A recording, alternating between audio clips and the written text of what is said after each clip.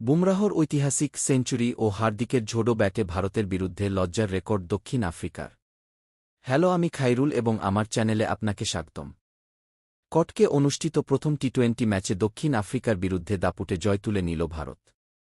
হার্দিক পান্ডিয়ার বিধ্বংসী ব্যাটিং ও যশপ্রীত বুমরাহর ঐতিহাসিক মাইলস্টোনে ভর করে ১০১ রানের বিশাল ব্যবধানে ম্যাচ জিতে ৫ ম্যাচের সিরিজে ১-০ ব্যবধানে এগিয়ে গেল সূর্যকুমার যাদবের নেতৃত্বাধীন টিম ইন্ডিয়া। প্রথমে ব্যাট করতে নেমে ভারত নির্ধারিত ২০ ওভারে ৬ উইকেটে তোলে ১৭৫ রান। দলের পক্ষে ম্যাচের নায়ক ছিলেন হার্দিক পান্ডিয়া। তিনি মাত্র ২৮ বলে অপরাজিত ৫৯ রানের ঝোড়ো ইনিংস খেলেন, যাতে ছিল ৬টি ৪ ও ৪টি ৬। দক্ষিণ আফ্রিকার বোলিংয়ে শিপামলা ও এনগিডি চেষ্টা করলেও ভারতকে বড় স্কোর থেকে আটকানো সম্ভব হয়নি।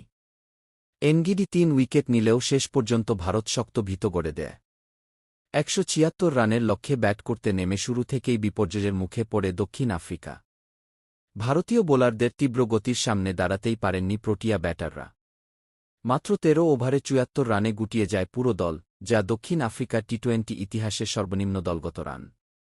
এই ম্যাচে যশপ্রীত বুমরাহ রচনা করেন ইতিহাস।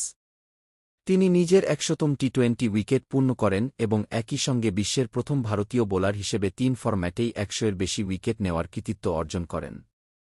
বুমরাহ, অর্শদীপ সিং, বরুণ চক্রবর্তী ও অক্ষর প্যাটেল প্রত্যেকে ২টি করে উইকেট নেন। হার্দিকও একটি উইকেট শিকার করেন। দক্ষিণ আফ্রিকার হয়ে কেবল ডেওয়াল্ড ব্রেভিস কিছুটা লড়াই করেন, কিন্তু তা যথেষ্ট ছিল না।